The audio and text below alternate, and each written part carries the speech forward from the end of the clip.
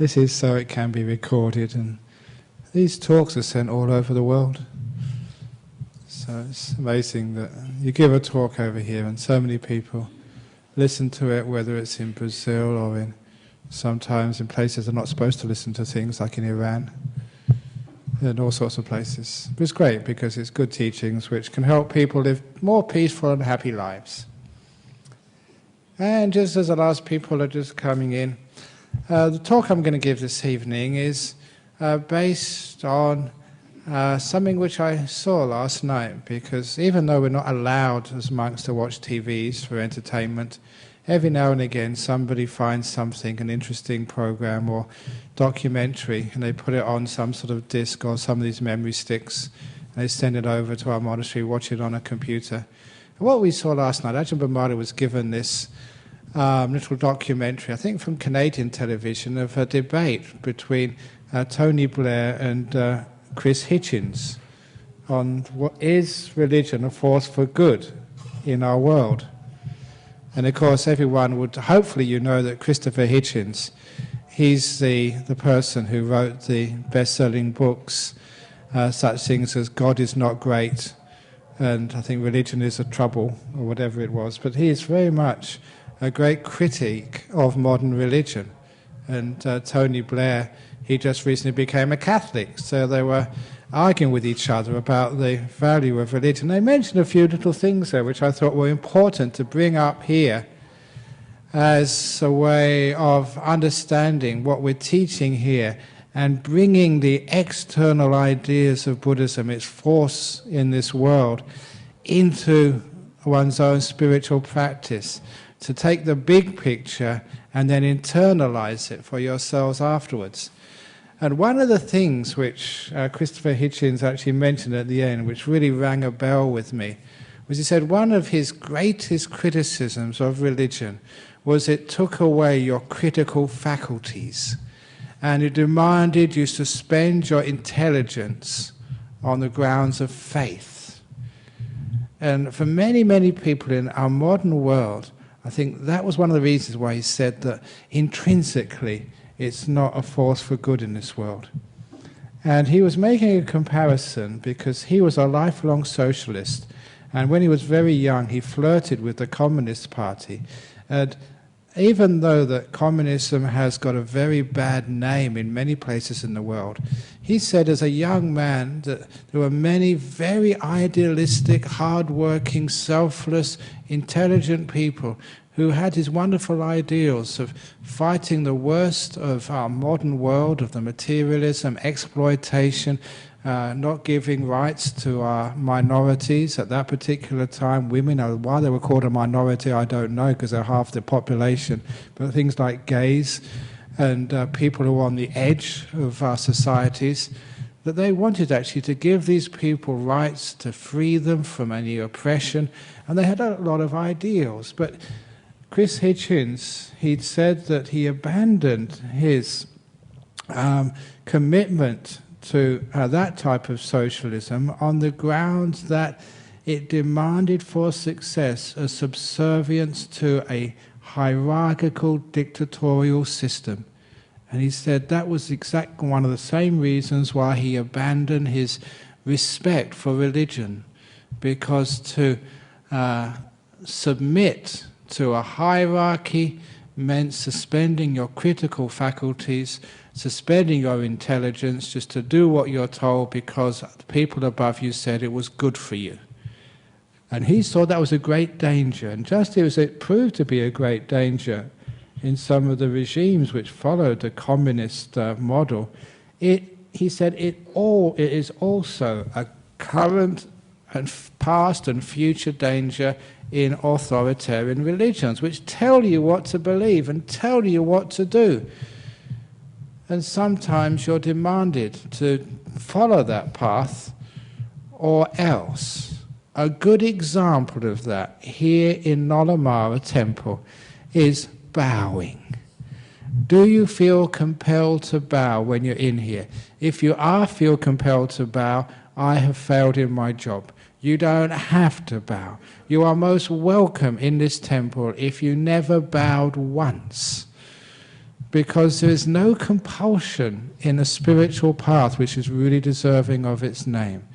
There is no force, and you should never feel diminished, to feel better or worse because you perform one ritual or you don't perform a ritual. Another example is a lady in the back over here somewhere. She came up to tell me earlier that she's got a terrible back, and so she finds it very difficult to meditate even in a chair. Cushions are hopeless, so she lies on her back when she meditates. Now, please, she was actually told off by someone a few weeks ago. Please, this is a compassionate place, and if a person needs to lie down, please let them lie down. And if they're misbehaving, it's their karma. Don't be a policeman. Don't be an authoritarian, because that is what spoils religion. So kindness and compassion is the best. It reminded me many years ago of this lady who came here, and she, not only, I did actually tell this lady, you can lie down, but please don't snore. Because sometimes people can really snore loudly. And so please don't snore. She said, no, I don't snore. But one day that happened, a few years ago, that somebody came here, and this was some years ago, because we used to have chairs on this side and chairs on the other side as well, and they were sitting in the back over there. And they lay down, and they started snoring, and somebody woke them up and just really gave them a hard time. And said, you shouldn't do that. This is meditation. Sit up or something. If you can't sit down, you shouldn't be in here or something. And that, to me, was the worst of religion, what you really try not to have any part of in this organization, because she told me beforehand that she was having such a lot of domestic violence from her partner. She was so scared. Now, obviously, when you have domestic violence, the best thing to do is go to the police, for goodness sake. But, I've been around a long time, and sometimes people they can't see that's the right thing to do. They endure. But there she was, and she came here, and she said this was the first place she felt safe in months. And so she felt so tired and worn out. Imagine you're in that situation, you're in a hell, you just don't know what to do and where to go. And you come to a place like this, which is kind, compassionate, and peaceful. She felt safe. Now, for many of us, we take that for granted, but for her, this was the first time in months she felt safe. So she lay down and she fell asleep. And what a wonderful service we can do to give that to people. And so waking her up, what do you do that for, stupid? Leave her alone. She was having a wonderful time. She felt safe. What a great gift it is. We can do that for people. And so experiences like that just show me that when it's an authoritarian, this is the rules, this is what you have to do, this is what you must do. And we've taken away the reason why we have those rules in the first place, for peace, for compassion, for wisdom. We're missing out what religion's all about. And this is what Christopher Hitchens was saying, that sometimes we're demanded to believe in some ancient book, we're demanded to believe what some monk actually tells us. And even if it goes against our critical faculties, if we're asked to suspend our intelligence, too many of you actually do that. Please don't do that. That is the dangerous, whether it's in politics, whether it's in religion. I don't know how many people are convinced to believe in what is unbelievable. And that's the first step of danger in our world. How many violence has been done in our world? How much exploitation has happened simply because we believed it was all right. Why? Somebody told us. Who? It's either some big politician or some big figure or some religious person. Religion is never supposed to challenge your critical faculties. It's never supposed to subvert your intelligence. It's supposed to enhance your critical faculties, to teach you how to see more deeply, to be more intelligent, not less intelligent.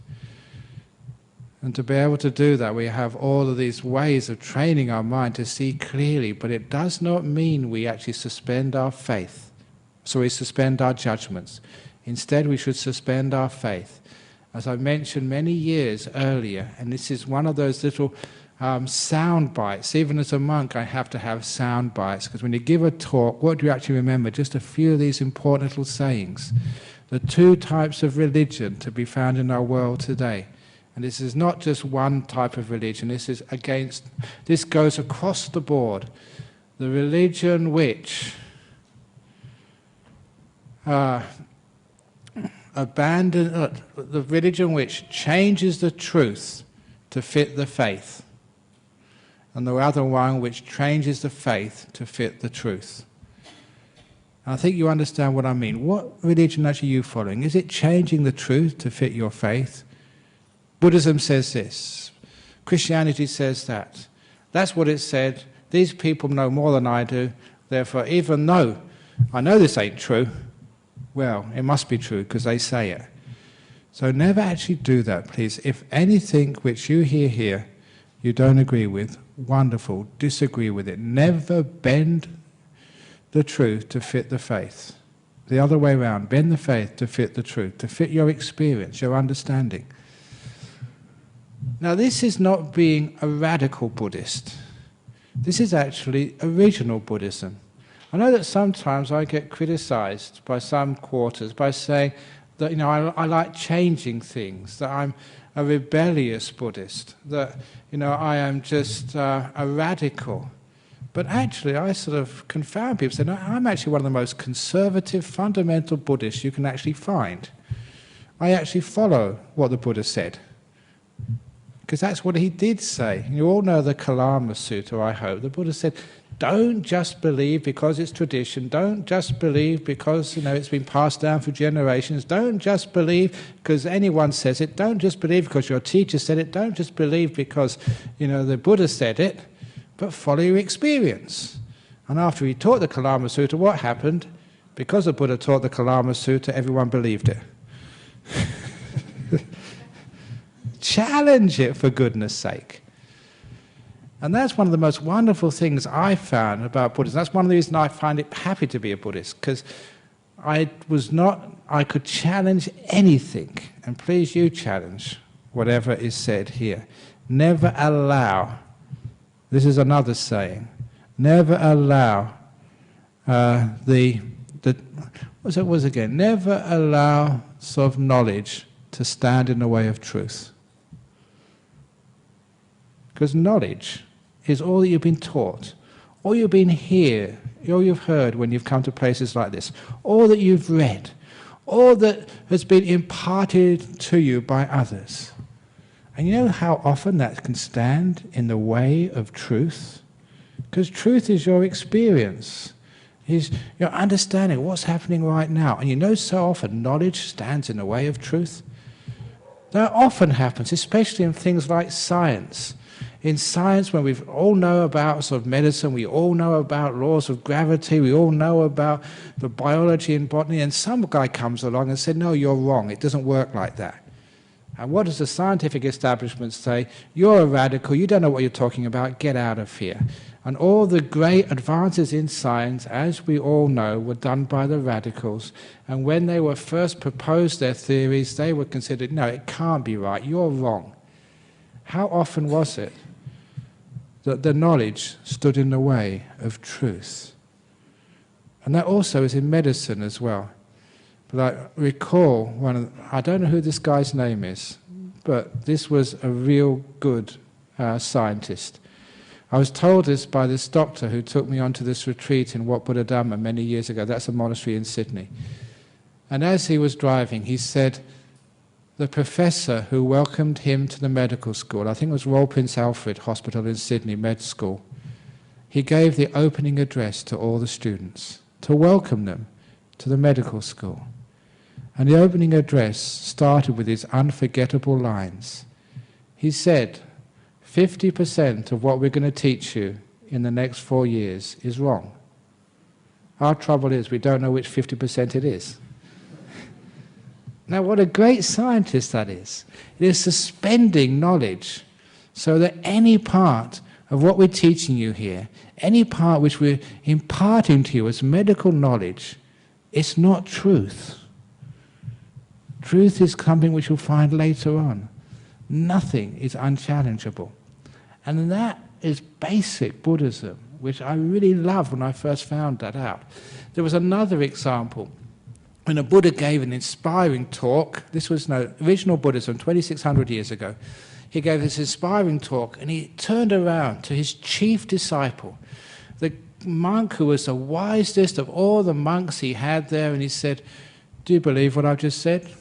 And this monk said, "No, I don't." Now, what a wonderful thing that is. Imagine that happening, sort of in, say, the Catholic Church. The Pope talks to his cardinal. "Do you believe what I just said?" Cardinal said, "No way."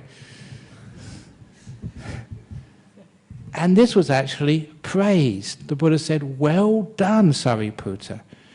If you don't understand it, or if you don't sort of believe it, say so. Be honest. Do not abandon your intelligence. Do not subvert your critical faculties."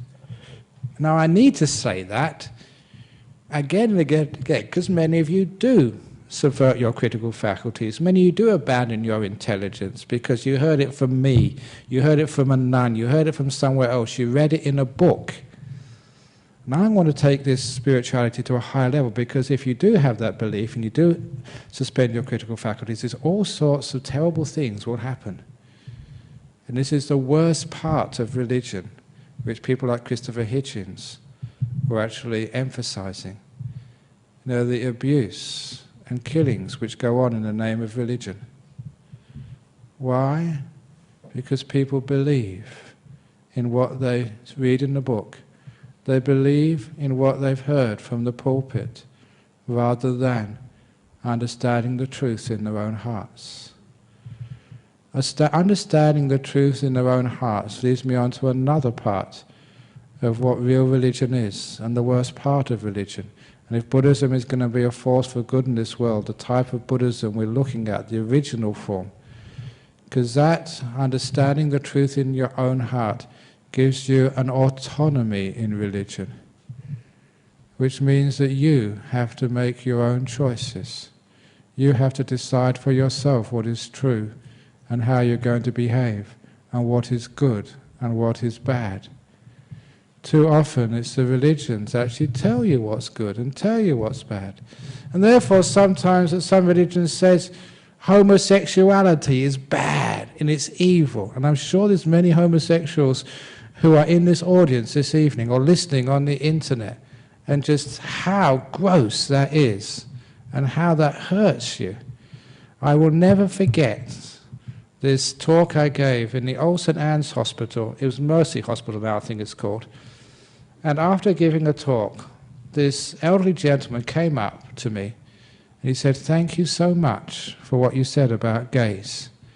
He said, "I'm a senior gay person in Perth."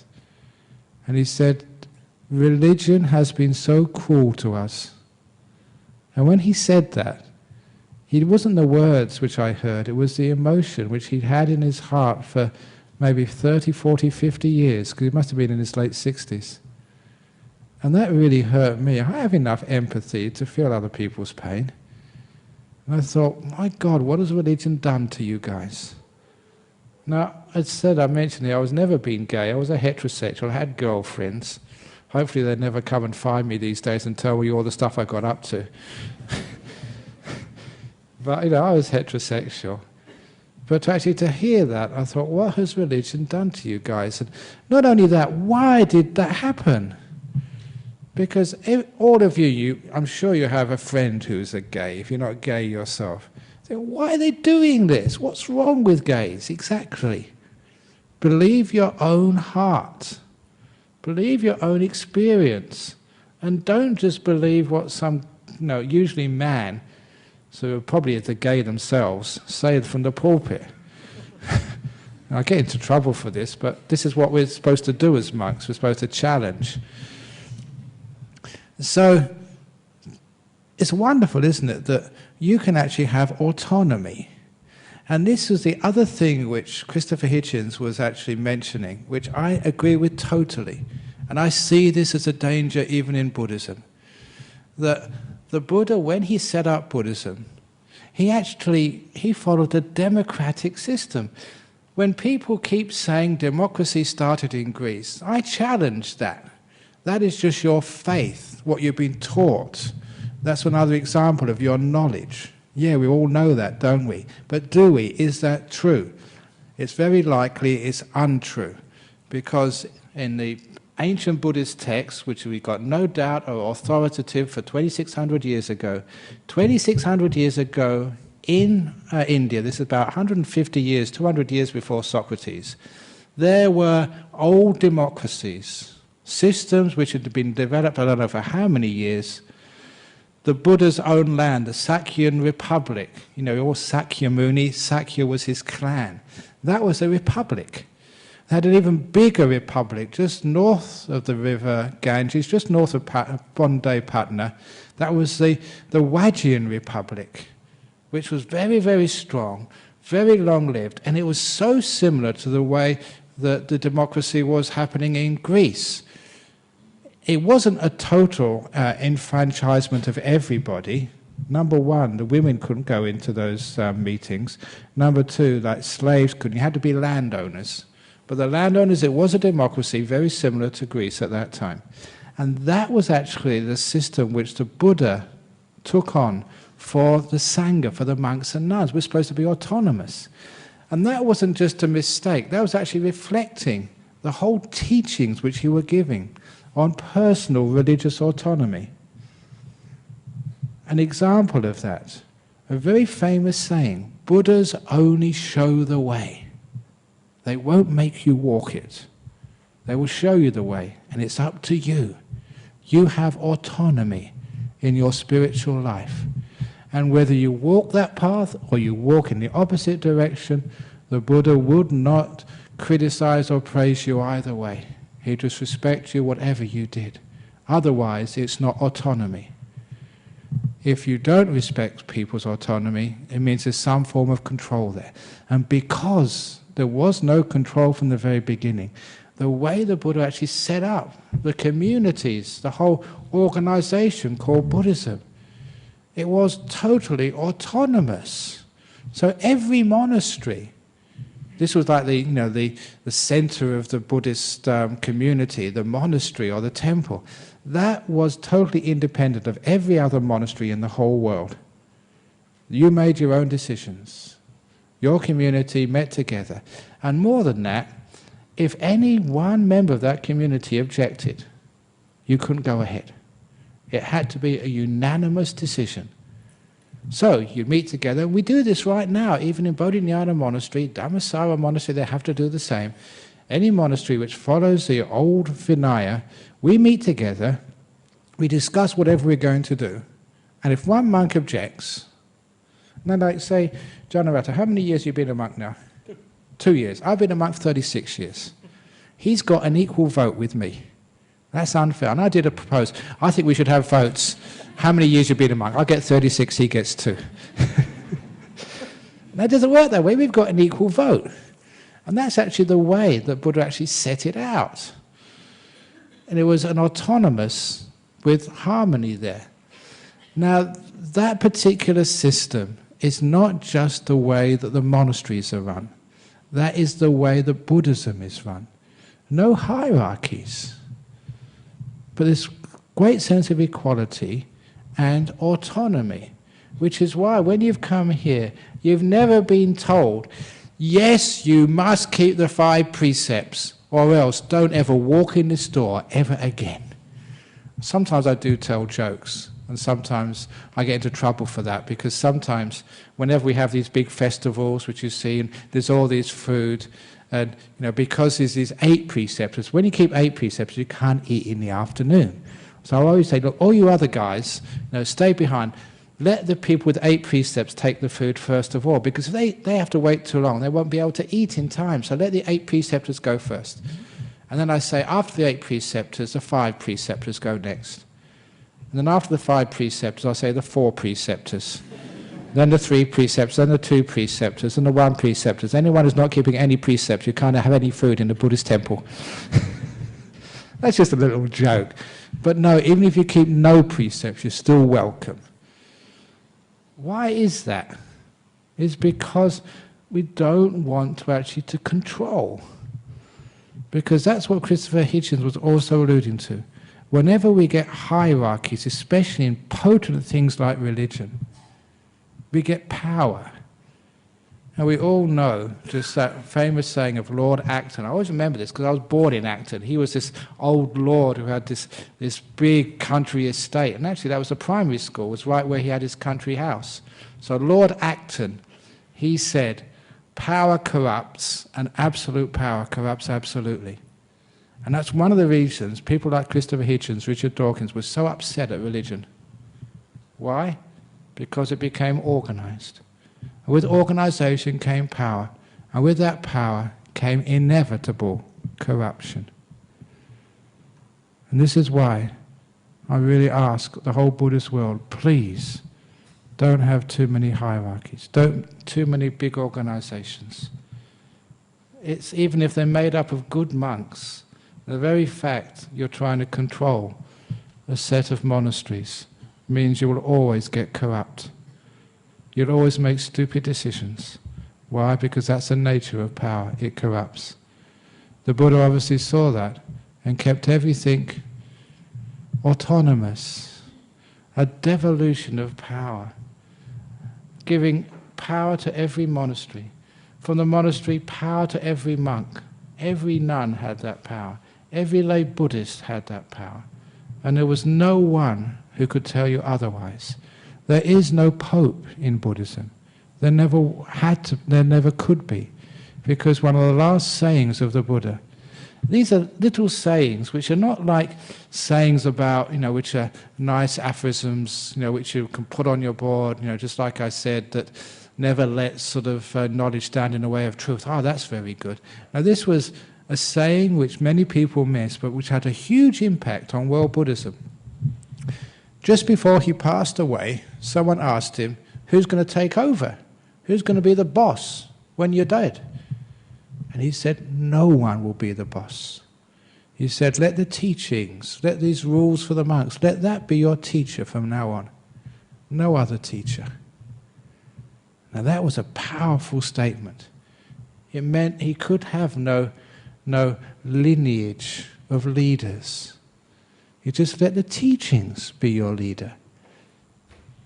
What that did, instead of having this boss monk, this pope, this Sangharaja, this Mahanayaka, these are what has actually developed as Buddhism has lost its way. Sangharaja means the king monk. Mahanayaka means the great leaders like you have in Sri Lanka. Instead of having that, the Buddha said, no, let every monastery be independent. Let every monk in that monastery be autonomous. Let every Buddhist find their own way. Here are the teachings. Here is the buffet. You choose what parts you want to eat and how you eat it. Now that's incredibly radical, but I find that so beautiful because in one stroke it stopped all the abuses which a hierarchy eventually perpetrates. Unfortunately, that people forget that. I know there is some downsides to having autonomy. It means it becomes a bit chaotic. Sometimes it takes a long time to make a decision in a monastery. I still remember the time when we were painting our dining room. It's still got the same colour. And I decided to let the monks choose. I got all these different colours from the painter and say, which one do you choose? And it was a democracy, who got the most votes won. And most of the monks, they voted for this yellow colour. The painter hadn't finished painting maybe about half a wall when it became clear to everyone. You'd need sunglasses to go into that room to be able to survive. It was glaring. And so we had to tell the painter, stop. And he had to buy lots and lots of white paint, dilute it and dilute it and dilute it. He got a reasonable colouring. It actually cost our Buddhist society a couple of $1,000 we lost for that. It was a big room, but sadhu, sadhu, sadhu, it was worth $2,000 to keep the principle that, I knew what colour it would be. I'm always right. That's the trouble with being a boss. But you had to let the system work because, yes, you wasted $2,000, but you were making this beautiful statement about autonomy, freedom, no hierarchies. Yes, some leadership, but leadership which doesn't make you do the way, which shows you the way and lets people go that way if they want to. And that's one of the reasons why Buddhism, if it's real Buddhism, has avoided many of the problems. But we do get the other problems. It is a bit chaotic sometimes. Maybe a bit of money is wasted, but I think it's beautiful that way. You've often noticed, I think those of you who come into some of our ceremonies, that they're chaotic. You know, you wonder sort of, where is things, what's happening? But it works somehow or other. And that's why I've said to many people, if you do not like organized religion, come here. This is disorganized religion. But it still works. And the reason why it works is because people have got good hearts. Yeah, sure, there's a few people who abuse the system and just do whatever they want. But okay, that's fine, you abuse the system, you come in later on. I don't mind if people abuse that system, but it doesn't matter. The important thing is it's disorganized, it's on trust, it's on honesty, and that works. It gives us this beautiful feeling. It's chaotic, but it's fun. And it's much different than actually being to a place where you're regimented, stand in a line. It'd be very easy because we teach in prisons, and our monks have got to know many bikies. It'd be very easy in the next big ceremony here, like Wesak, to ask a few of the bikies to come and keep order in this place. And I'm sure you see these big guys in leathers. You will shut up. You will turn off your mobile phones. But that's not the type of Buddhism we want, is it? Isn't it much nicer that we ask people to turn off their mobile phones when they're meditating, and a mobile phone goes off, and no one gets upset or angry? That's the Buddhism I like. Never the idea that a mobile phone goes off and your person is thrown out and blacklisted. Your photo is taken, your fingerprints, and you're never allowed ever to come into a temple again. Now that's not Buddhism which I know. It's wonderful when we have this beautiful sense of compassion and kindness and openness. Yeah, your phone goes off. We all make mistakes. I make mistakes. We all do stupid things sometimes. Let that happen. And make peace with things rather than trying to control things. Because that is the heart of why Buddhism doesn't have hierarchies, why it gives autonomy. Because the very idea of controlling goes totally against the core Buddhist teachings of liberation, freedom from suffering, and peace. In the same way, we don't control people when they come in here. I never control you in teaching meditation. Instead, what did I say about meditating? Just make peace, be kind, be gentle, no matter what's happening. Now, I know that there are some systems, some Buddhist communities, they are hierarchical. They do have an abbot who has total power. And they also have a meditation system, or even a Dharma system, where they teach you and you have to do examinations. And if you fail, you have to do it again.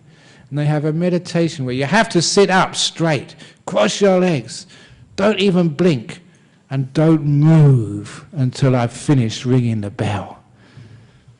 Have you been to meditations like that? Some of you have.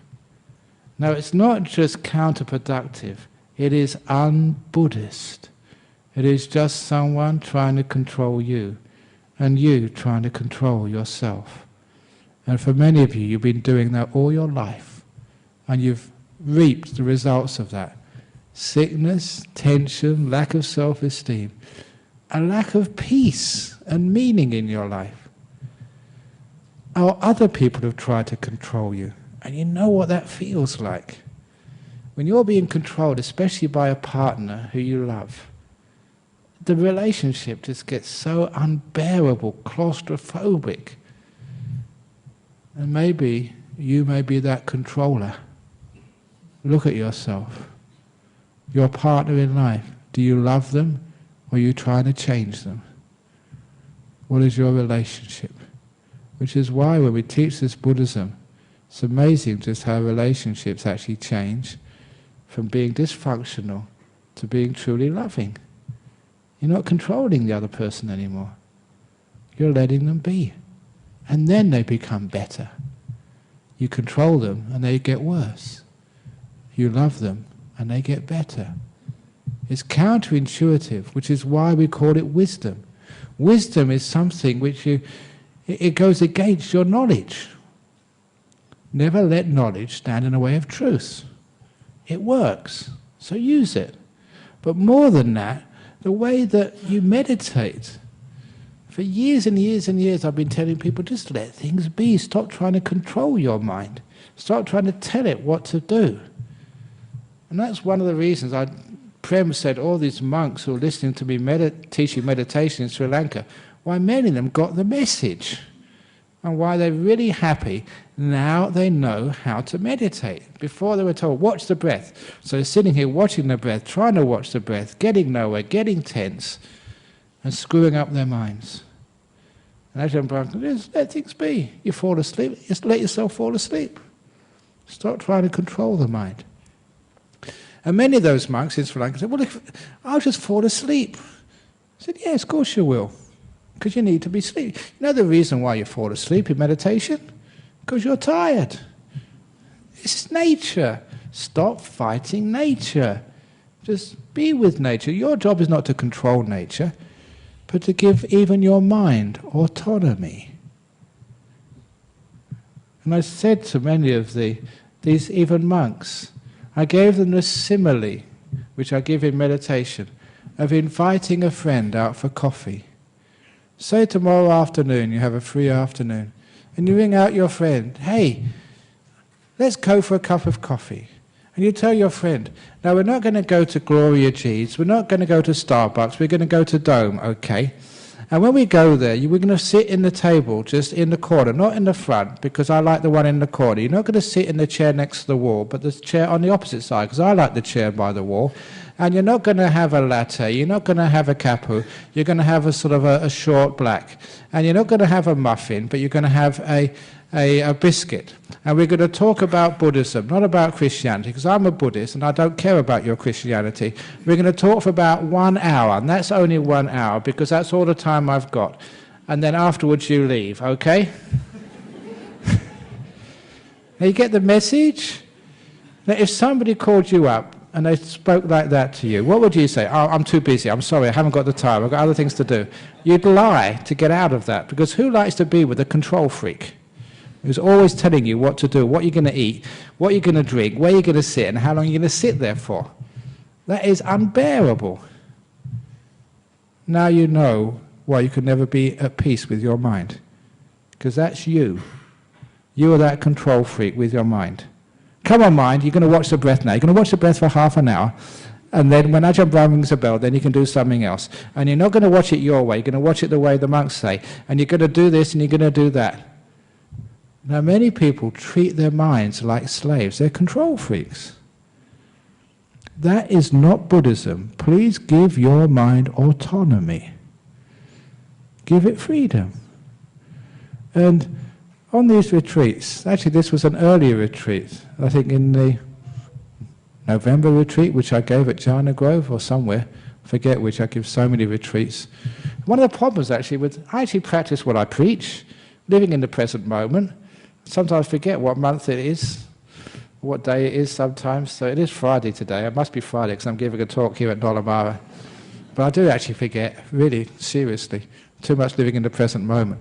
But actually that's a danger, because I remember years and years ago, this was in our old Buddhist center. I'd always go off on tangents, but I love tangents because I'm totally out of control. Just like I don't control my mind, I don't control you. I'm not a control freak, so my mind wants to go off on a tangent. I let it go, off you go.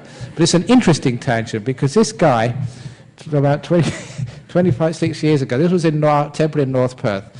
I even remember his name, Dhruva. He was a Nepalese guy. He had an epileptic fit in the back of our vihara, our temple. So we called the ambulance, and I was looking after him. And the first thing the ambulance said to this guy is what day is it? And I realized, I actually sort of got shocked by that, because I didn't know what day it was. I was just very glad they never asked me. Otherwise I'd take him in the ambulance as well. So you're a monk. You're not supposed to know what day it is. You're supposed to be living in the present moment. So I have to be very careful. I think if I ever have an epileptic thing, I'll get my diary out quickly and check the day before the ambulance man comes. But anyway, that's just going on a sort of a tangent. But on this retreat which I was teaching, I told this one fellow, I said, just when you get up in the morning, just ask your mind, what do you want to do today? Just give it some freedom. Give it autonomy. He had this most wonderful retreat. Instead of forcing his mind and telling your mind, you're going to meditate, you're going to walk, you're going to watch the breath, you're going to sort of do metta meditation, you're going to do this, you're going to do that, he gave his mind freedom. He had wonderful meditations, really peaceful. Do you get the message? The whole of Buddhism, the core, original Buddhism, was about freedom, respect, kindness. Do you really respect your mind when you're meditating? Sometimes my mind needs to think. Okay, mind, off you go, think. Sometimes my mind needs to go to sleep. So off you go to sleep, mind. I respect my mind. I don't control it, no more than the Buddha controlled his monks or his laity. That is a way of peace. That is a way of harmony. It's really weird, but whenever you try and control things, it always goes wrong. There's an old friend who's come, I haven't seen her for years. She's a nurse. I hope you've heard this teaching, because this has actually really, really helped so many people. In Sri Lanka, this doctor-nurse couple, two doctor couple, they said, we heard this teaching, that just changed the whole way we actually do our jobs. And that was a teaching that the job of a nurse, the main priority of a doctor, is not to cure the patient. Any doctors here, please stop trying to cure the patient. That's not your job. Your job is to care for the patient. Now, this is not a small thing. That totally changes your attitude. You're not curing them, that's trying to control the disease. And you know what happens sometimes? Many doctors, nurses, psychologists, psychiatrists feel just so upset when the cure doesn't work. They feel failures. I mean, that's no small thing. If you're treating sort of maybe a small kid, 10, 11 years of age, and you have to go and face the parents when he dies, and you feel a failure. And a failure because you've misunderstood your obligations as a doctor, as a nurse. Your job was never to cure that boy or that kid. Your job was to care for them. And if you realize your main job is caring, you will never fail. You can always care for a person, but sometimes you can't cure them, but you can always care. And you know what happens? If you care for people, you tend to actually get a far higher cure rate. You understand why? It makes sense, doesn't it? Now you point it out. The reason is because some of the interventions of medicine are just so aggressive. They're obviously going to contribute to greater sickness, even death. Because it's not just the body, it's the mind is really important in an illness. If you care for a person, it has a huge beneficial therapeutic effect. As you all know, if you get a visit from somebody in hospital, you feel really down, you feel very sick, someone is caring about you. It helps. It improves your chances of recovery. That's why they have things like pet therapy in hospitals. A little dog comes by. I know dogs are great about caring for you. They just look at you, whoever you are, and they just wag their tail and lick you.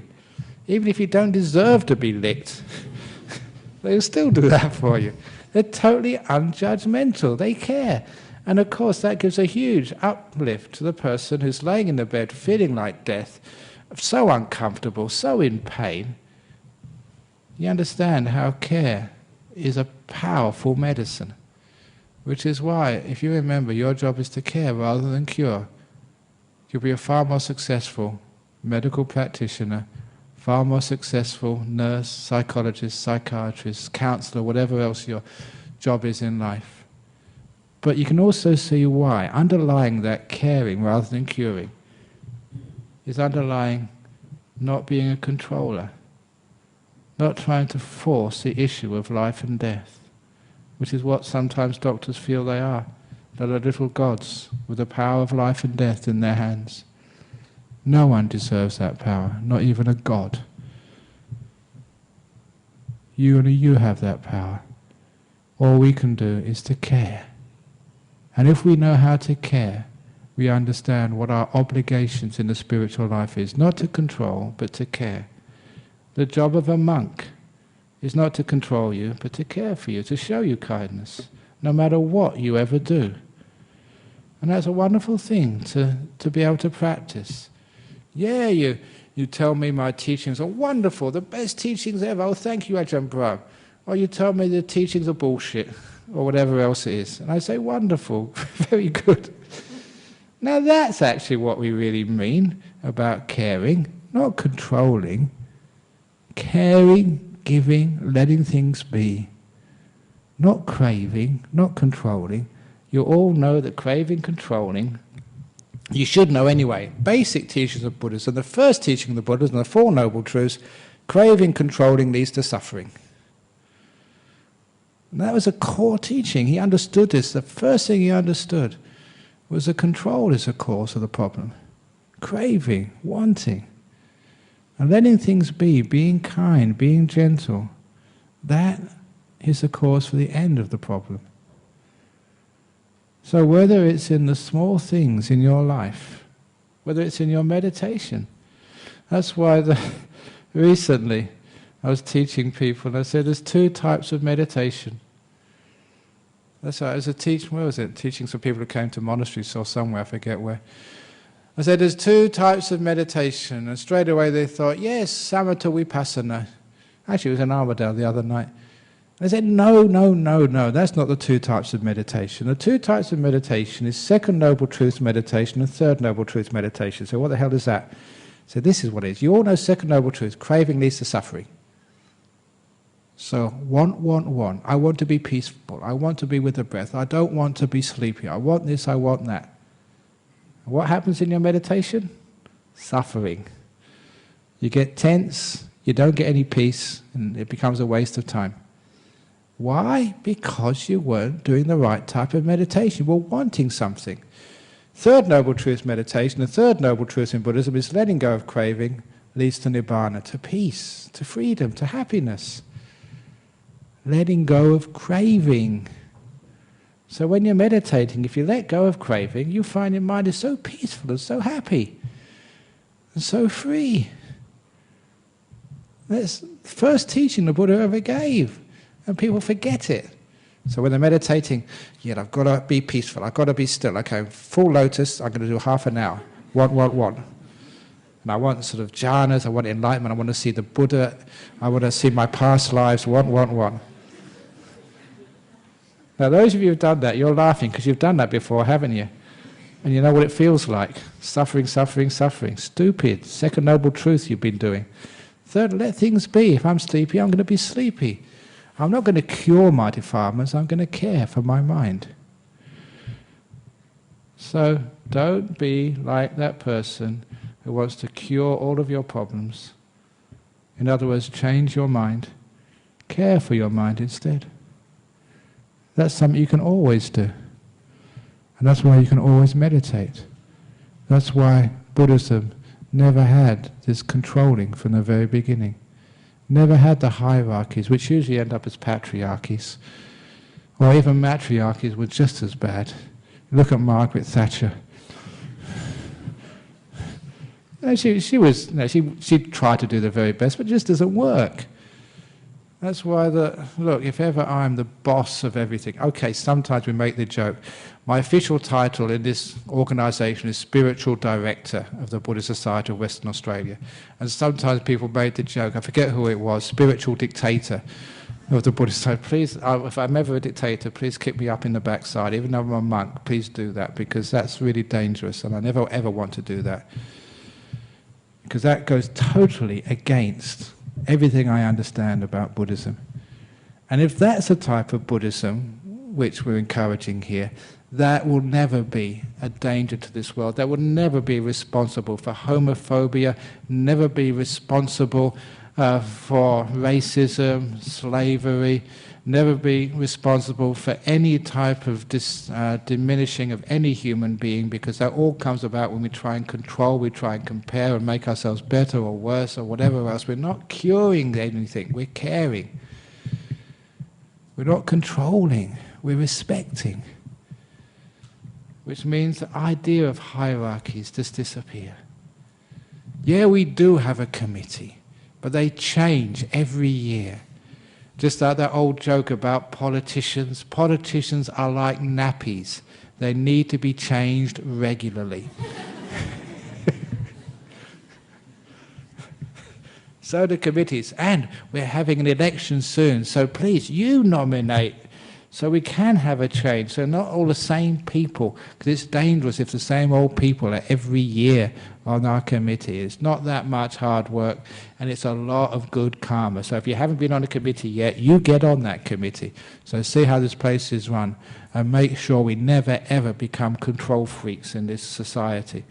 Yeah, it means we lose a lot of power being able to, because when there's control, we can have organisation, we can get things done straight away, we can do all this amazing stuff, but I hate that, that's dangerous. Much better that we're more slow and insidious in the way we work. In other words, you just get into people's minds and heads, and it works that way. And if we've got a good message, it will get out. We don't need to control people. We suggest things, and if it works, you'll follow it. You don't need to tell people or order people, you just make suggestions, that's all. And that's actually how the way we've worked. If it's a good suggestion, it will work. If it ain't, it won't.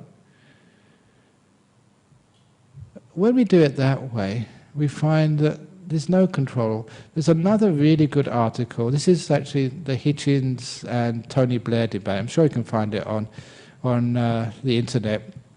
The other interesting little piece of which has come out in our monastery recently, that somebody sent us this speech by Professor Richard Gombrich of Oxford University in Thailand, just in, I think, September, October, about sort of the failure of Theravada Buddhism, that's our type of Buddhism, to disseminate its message, especially in the Western world. And it's a brilliant essay. And I say this, and it's very rare for me, because I went to Cambridge to praise someone from Oxford, but I've got to take my hat off to this guy. He really sort of nailed it on the head. That because of controlling, especially from sort of Sri Lanka, Thailand, Burma, these are the strong Buddhist countries in our world, that we've actually haven't really exported Buddhism. We've exported Sri Lankan culture, Thai culture, Burmese culture. And we haven't actually given sort of the autonomy to those satellite monasteries in the different countries. They're giving a good example. Apparently, I never knew this, the London Buddhist Vihara over in London, the Sri Lankan temple, which was one of the first in the West, founded by the Mahabodhi Society, still it is controlled by trustees living in Sri Lanka. And that's one of the reasons they can't actually get charity status and why it hasn't really taken off. You can't have your controllers in another country. What do they know about the needs of, the little society, in London? And there's the same autonomy. What is that when you actually you give different states devolution of power? This is what happens when we have a Vatican over in Italy controlling what happens in Iceland or in Australia. I mean, what do they really know what goes on here? And it means they just get totally out of touch. And instead the Buddha was brilliant. Say, give autonomy. Yeah, we've got the basic rules, the basic teachings, which are very, very good anywhere, but sort of don't have control from outside. Otherwise, Buddhism will never develop in our different countries. And you know all this. One of the reasons you come here, because sometimes what gets exported is just the culture, not real Buddhism. And sometimes it gets so overlaid with culture. It's like a cake with so much thick icing. You can never actually get to the cake. And for many people, that's what happens. So, take away the culture. Get to the heart, the original teachings of Buddhism. Kindness, compassion, care, peace. Very simple to understand. And that's what really takes off. And one of the reasons this Professor Gombrich mentioned this, he said, because like me, sort of when you first look at Buddhism, it's just a beautiful message. It makes so much sense. It's so liberating and so peaceful. And my goodness, it works. You get incredibly peaceful and wise. And many of your problems and difficulties just vanish. You say, why is this beautiful message encumbered by all this tradition and stuff which we think you have to do? So in this particular temple, we try and keep as much tradition, as much ritual away as we possibly can. Try and keep it simple. Get to the heart of the matter. And that's the only way it can really sort of be disseminated. But it's the ritual which is the tools of control by people.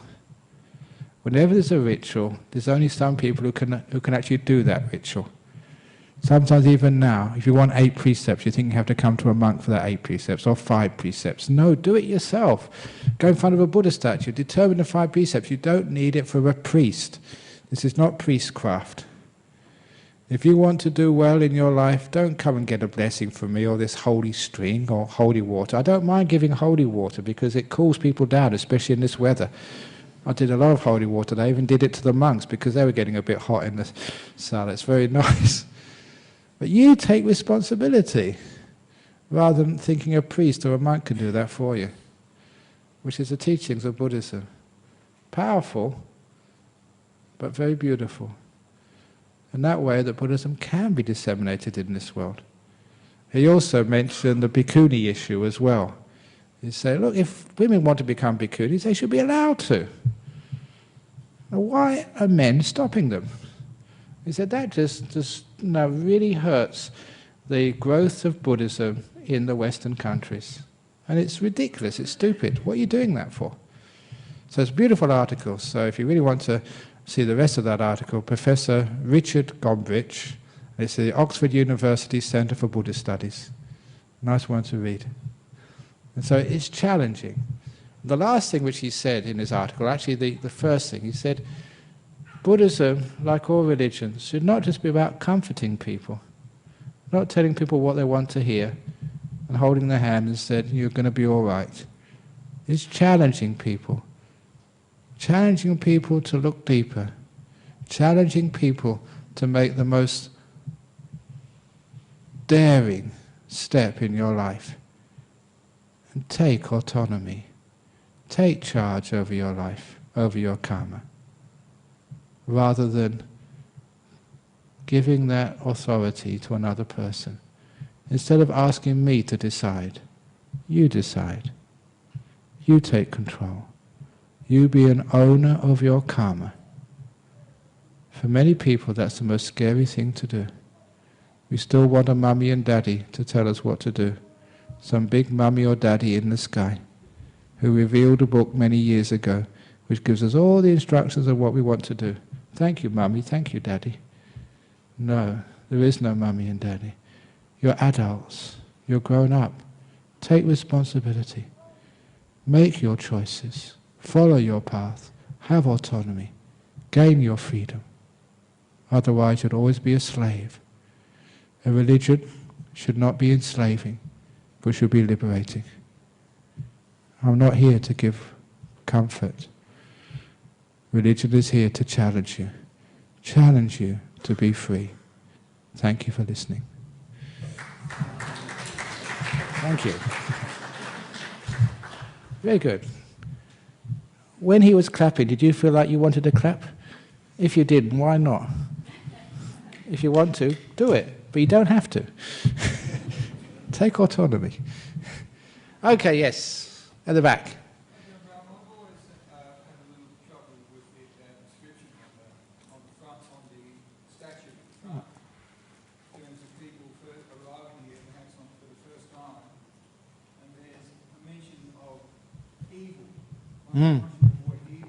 Yeah.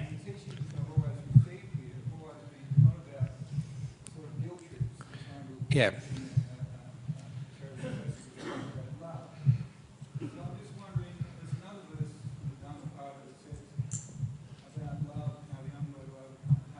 Yeah.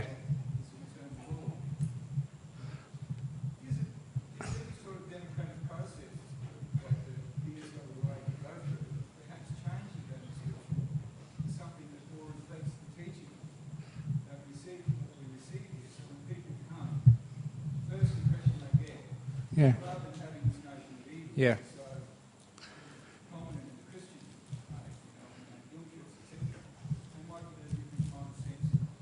Yeah.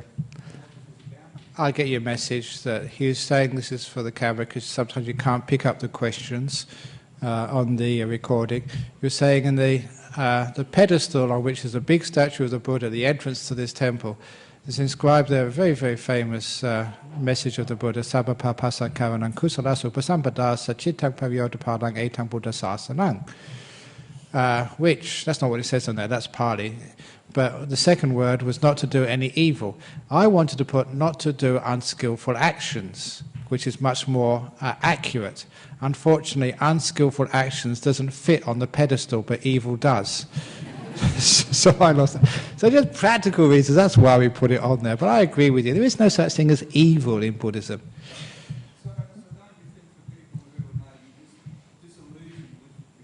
Yeah.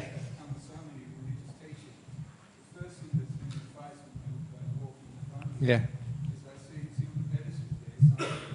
Okay, I'll put an extension coming outwards. Unskillful action. Yes, very good one. Yeah. Yeah, it's a really good idea of yours, Lawrence, and I think really that by such a good idea, you show you're very, very capable of being on our committee next year. So I think I should nominate you. Then actually you can get things done.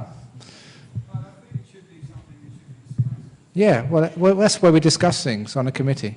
So the nomination...